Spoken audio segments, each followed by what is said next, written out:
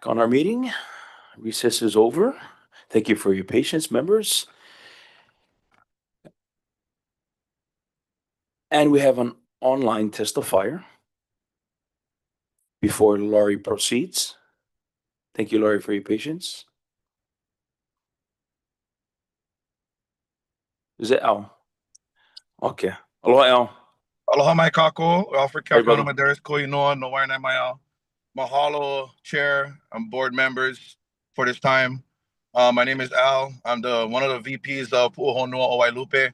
One of the first to respond to the desecration that happened on February 12, 2022. I'm a Kiai Iwi. This is Kuleana for me now since that day. You know, and I just want to reiterate everything that our rest of our Ohana spoke up earlier. That we've been stewards, you know, we've been caretakers, we've been Malama Aina, Malama Iwi of this beautiful place called Wailupe. And we would love to have OHA, you know, to help us alongside us with this, you know, and to ensure that the Iwi Kupuna stays in that place, stays peaceful in that place, undisturbed. You know, we as Kanaka get displaced even when we're dead, you know. That's a sickening thing. I'm over here in Haleiwa right now. I just came from Keiki. And I'm sure you guys know what happened over there at Keiki, right? With one of these developments. The permits were halted, everything was stopped, but they continued to desecrate, and they crushed 2 keiki iwi and 1 kupuna, right? I go there to bring presents, to bring makana, you know what I mean, hokupu to them. That's not my ohana, but that's our kuleana now. You know, and I will do that on every island as I've done before. I flew to Kauaʻi, I flew to Maui, and it's because we care about them, you know. If that was my own, I would still do it, right? We take care of our own in their graves along Temple Valley, but also those that's in unmarked graves, right, as well, because that's our kuleana as Kanakas, Hawaiians of Hawaii, you know. So I'm hoping that you guys are able to join us in this process. You know, we mahalo to the OHA staff that came up to see Wailupe. I believe August 24th will be our next Malama Aina Day. I would love to have you guys up there. To learn more about Wailupe, you know, like many of us have done. I would also ask that we make stronger protections on, you know, people who desecrate our Aina, right? Desecrate the Iwi Kupuna. As you see, it's continuing to happen with these developers that come in from outside that have no care, have no education about what's going on underneath our Aina. You know, they just come, dig, build, and do as they wish. There should be stronger laws to protect our Iwi Kupuna from ever happening like Keiki Road over here. That's just disrespectful in every sense.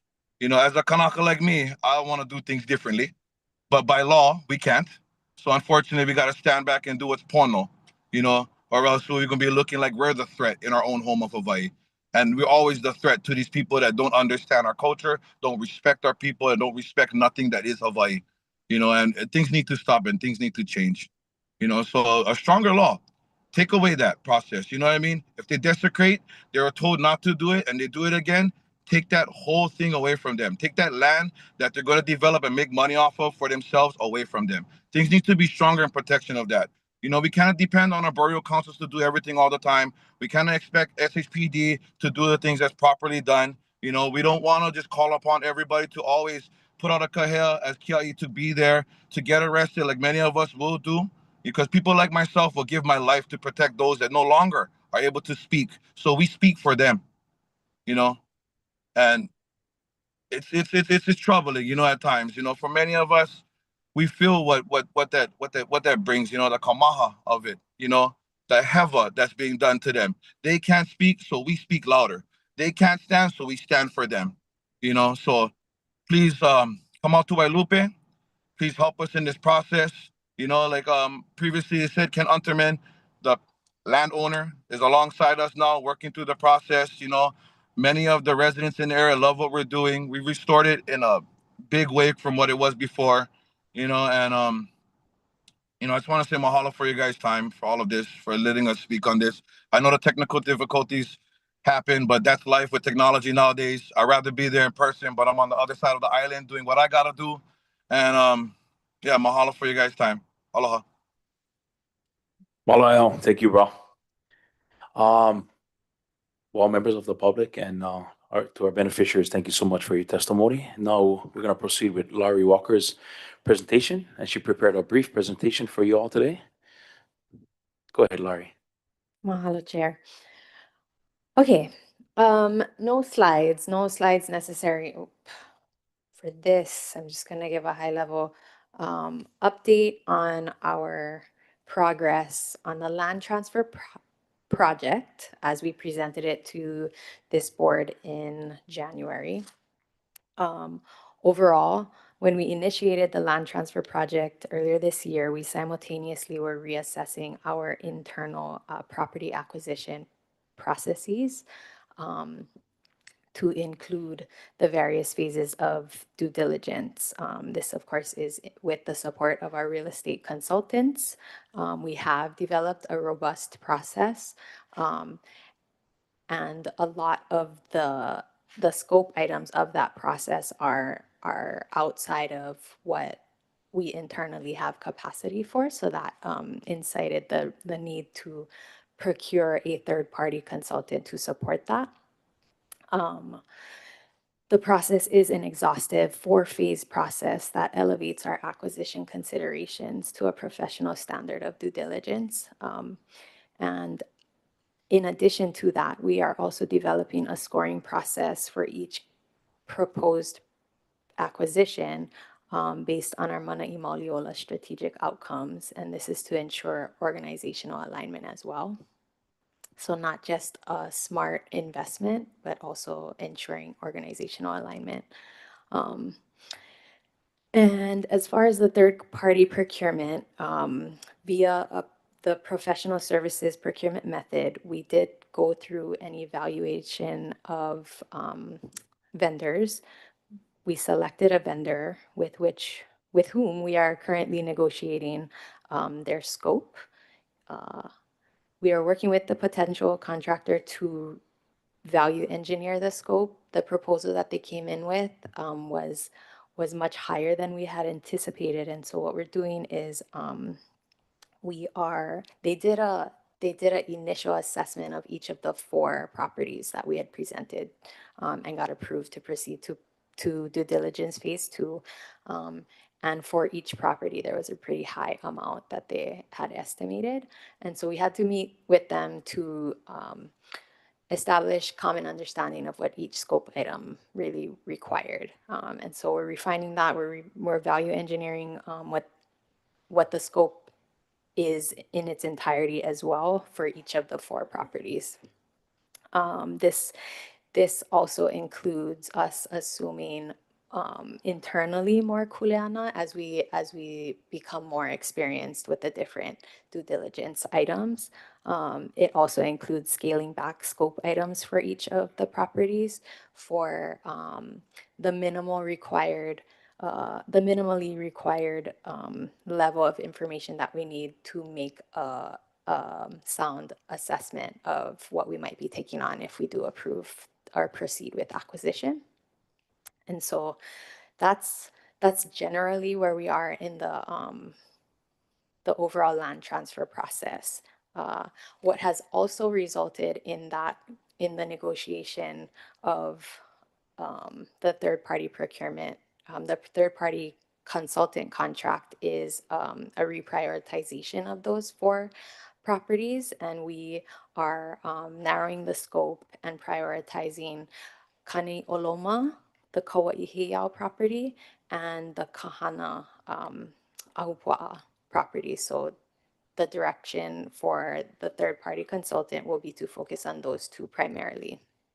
That doesn't mean we won't be internally and simultaneously proceeding with the other 2 properties. Just for the contract right now, we're focusing on those 2 first.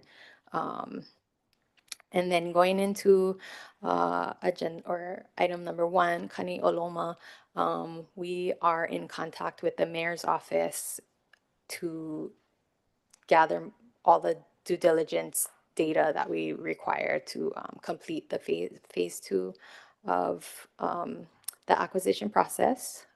And there's a phase 1 due diligence and a phase 2 due diligence. So we're working through phase 2. And then like I said, Kahana was reprioritized to the second priority in the list. And we're working with DLNR to also acquire all of the due diligence information. And then for Wailupe, oh yeah, go ahead. Kāpoʻana. Mahalo, Chair. I'd like to ask Kuike to also give an update on Kahana, as he recently had a conversation with State Park Administrator Kirk Cottrell. Kuike, is there anything you can share with the board? Laurie, you okay with Kuike? Okay, thank you. Hello, Kuike. Hello, Chair, Vice Chair, and Trustees. Mahalo Kapohana. Mahalo, Lori. Can you guys hear me? Okay, he can. Yeah, I recently had a conversation with State Parks Director Kirk Cottrell. In January, I met with him and I inquired with him to see if he could get a legal opinion from the Attorney General's office about the transfer of Kahana Valley in its current state. Because there are big concerns from the stakeholders there, the residents there in Kahana about their leases, and they wanted clarity on what processes a DLNR would follow. So basically, the Attorney General opined that the DLNR could transfer the leases as is, and without having to require from the leases there the community hours, because much of the ohana there, much of the leases there are backlog, so they could transfer as is. And there was a follow-up question to see which particular TMKs we were interested in. Again, we're only in the phase 2 of due diligence, so we're doing our homework and report back. In addition to that, the LNR has stated that this fiscal year they will be repaving all of the roads in Kahana Valley, as well as doing tree mitigation efforts in the entire valley to ensure the safety of the public, as well as refurbishing, repainting the community center there. All of these things, I would like to believe it's because of OHA's inquiry, our firm advocacy for our beneficiaries and the Ahupuaʻa or Kahana. Those are three things that the LNR has committed to do. Stacey, is there anything else you wanted me to mention?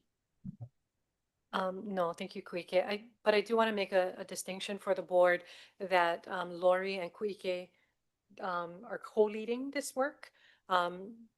Lori is focused on the more technical aspects of the land transfer, and Kuike's kuleana is to engage and interface with community engagement to make sure that he's staying connected to the stakeholders and that there's a constant communication with them so that they're aware of how things are progressing, and if there's any concerns and issues, then Kuike is that conduit to bring it back to administration and then to the board. Mahalo. Laurie, would you like to proceed before we take any questions? And I'll just finish with a brief follow-up to the Wailupe testimonies that were provided. So Wailupe, why I'm confirming that we have not previously presented Wailupe as a transfer opportunity in a formal way to this committee, but because it was brought to our attention organically from our community, we've included it into the properties that we're running through our process, our acquisition and due diligence process. And so we are working with the city and county of Honolulu as well. They are leading a due diligence process of their own. So the application that Pu'uhonua Wailupe submitted was for the city and county to acquire the property, but the city doesn't hold these types of properties, and so they were seeking a qualified landowner to hold the title, and they would purchase the conservation easement. And OHA is a qualified landowner, and our intention is to go through this due diligence process before we agree to accept the property. And so that's where we're at. We're working with the city to go through a due diligence process, and they are leading that. Once we start incurring costs for the due diligence process, we'll bring it to the board to do a formal request for approval to proceed. That's actually important to note, Laurie, that it was brought to the board before because I think there was a realignment in order to do the due diligence, the $100,000 each for the ones that we approved. Yeah. There's no cost involved currently at this time. Yeah. Mahalo. Yeah.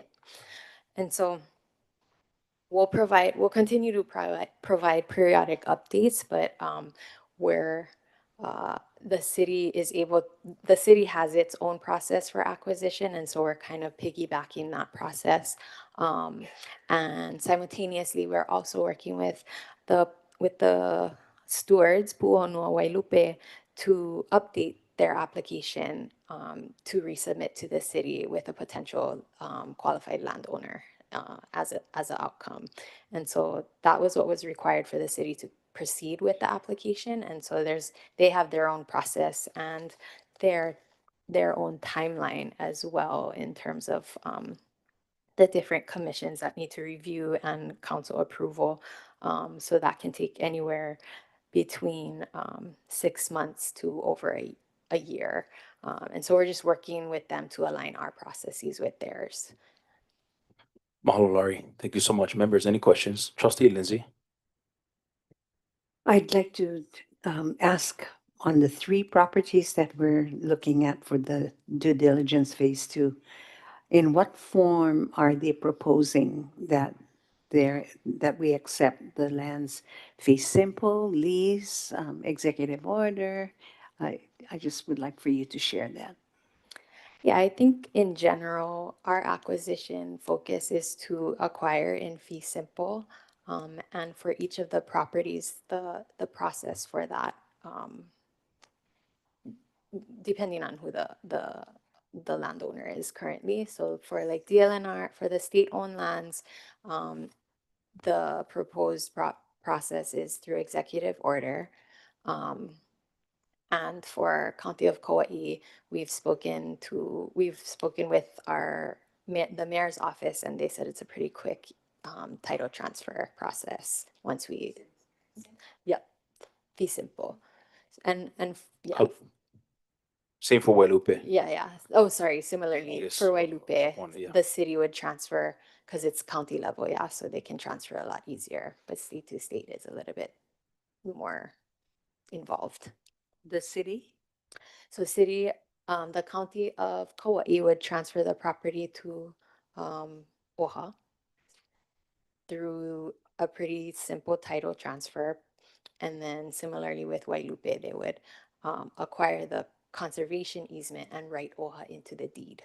That's how that would work. And for all of these properties, at this point, there is no purchase price for OHA.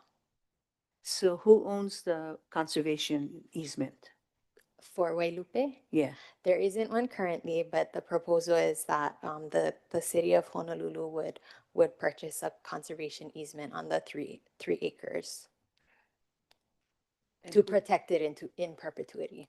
Who would they purchase it from? The private landowner. Oh, okay. And they would pass the same thing on to us? Yeah. So in the same form? They would write us into the deed. So they wouldn't be the landowner. They're just purchasing. They would offer the purchase price and purchase the conservation easement, which is similar to what we have on our Wahiawa property. We have a conservation easement that the city owns. And so in perpetuity, we work with them to conserve the land within the restrictions of the easement. But the deed OHA would be the landowner on the deed.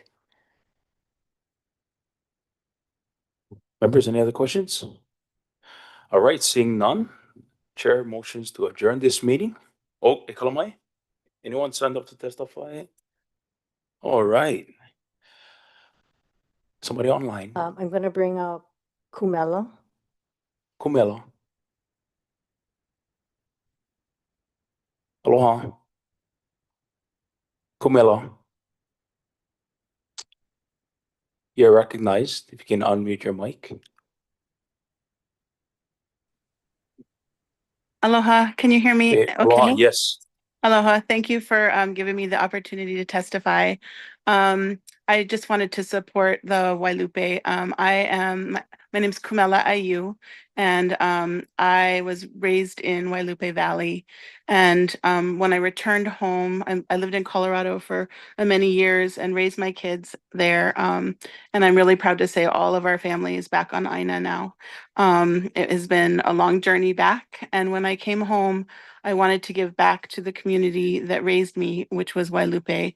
And I found Puʻohonua o Wailupe, and it has been and is now my kuleana to support the protection of the iwi there. And I'm just so grateful for all of you for helping us to support this opportunity where we have a landowner who's been very generous and willing to help protect the iwi.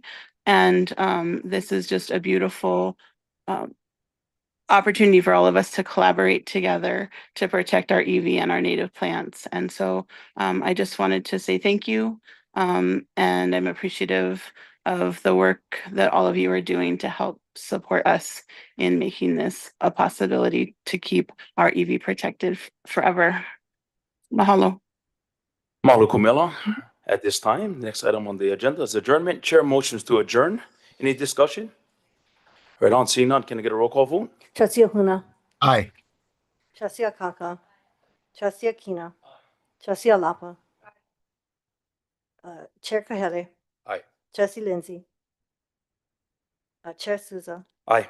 You have 7. Motion passes. Meeting is now adjourned. Mahalo members.